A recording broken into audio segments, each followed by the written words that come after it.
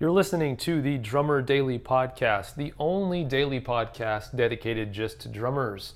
Go to my website at danielhadaway.com.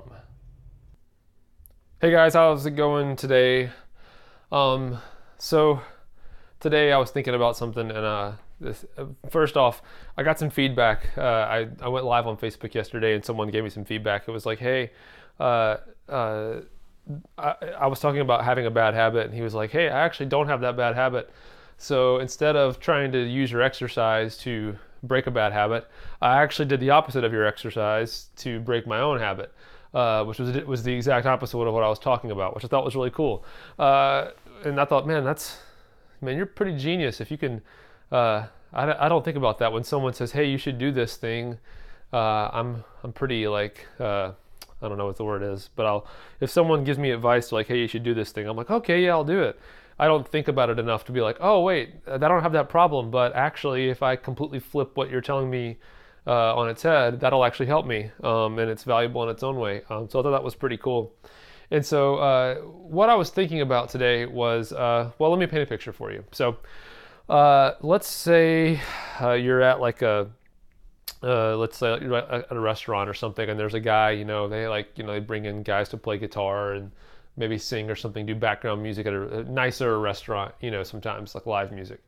And dude's playing guitar, and every song he's playing, I don't know, I'm not sure if you're much of a guitar player or not, but let's just say the guitar, you got 6 strings, and you hold the strings down on the fretboard, and you strum the guitar, and that's how different notes come out of the guitar. But there's some chords and some things you play on the guitar that when you strum the guitar, you don't actually play every string on the guitar. You actually just kind of rest your hand on those strings or rest your fingers on those strings to keep those strings from making any noise at all. You kind of muffle them. But let's say you're at this restaurant and there's this guitar player who doesn't do that. He just lets the wrong notes ring out along with all the right notes. He doesn't muffle any of the strings. He plays all 6 strings all the time. And if some of them happen to be wrong or annoying, it doesn't matter. He just plays them all the time.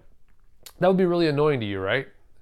I mean, it would be annoying to me. And what's funny is I don't know if there's any guitar players that do that. So you're probably thinking like, all right, Daniel, what's the point in this? Where are you going with this? Well, what I'm going with that is this.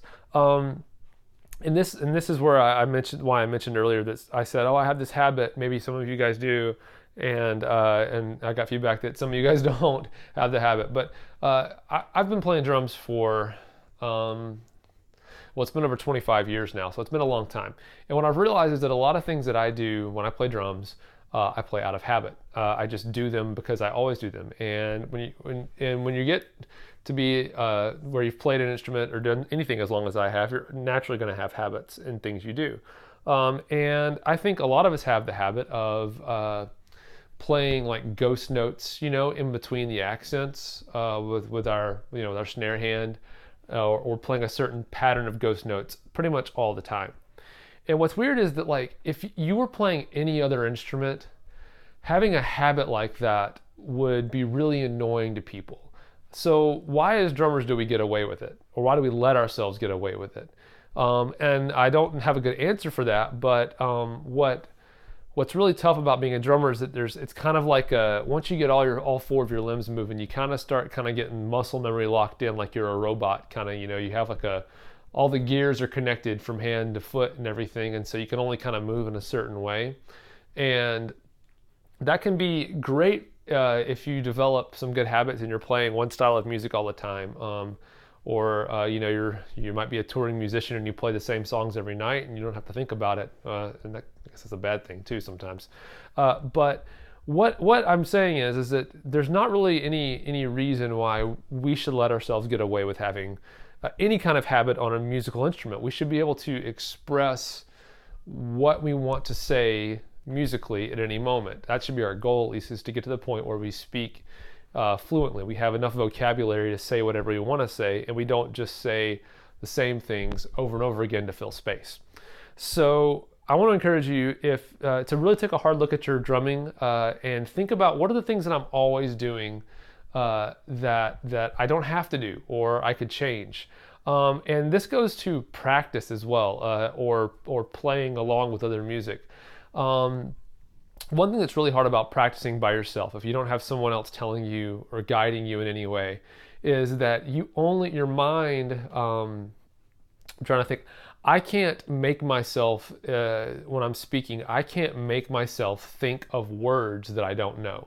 I can't think of real words that exist in language, and then speak them out and have them have any meaning to you, if I don't already know them. I don't know what I don't know, and I can't make myself know what I don't know.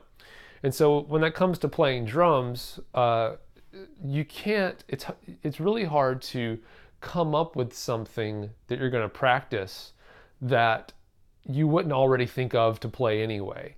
And so I want to challenge you that if you're not taking lessons, and this goes whether you're a pro or you're a beginner, if you're not taking lessons or you're not doing some exercises that come from an outside source, at least go online and listen to somebody else playing drums, study the nuances of it. And if it's something you're like, oh man, that sounds like something that I would play, go find something else. Find something that sounds like something that you wouldn't normally play on the drums and try to emulate that. Because that's where I think you start developing real language and the real ability to kind of play things that are new, and exciting for yourself and for everybody else. And at some point you can get to be where you have that vocabulary where you can pretty much say anything you want.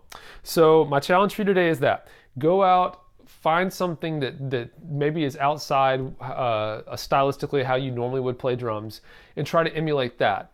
And don't go find some shredder on YouTube blowing around the drum set and doing something that sounds really cool but isn't useful. Go find something that's basic but it's different and try to emulate that. That's my challenge for you today. And I'll talk to you guys tomorrow. Thanks for listening. Bye.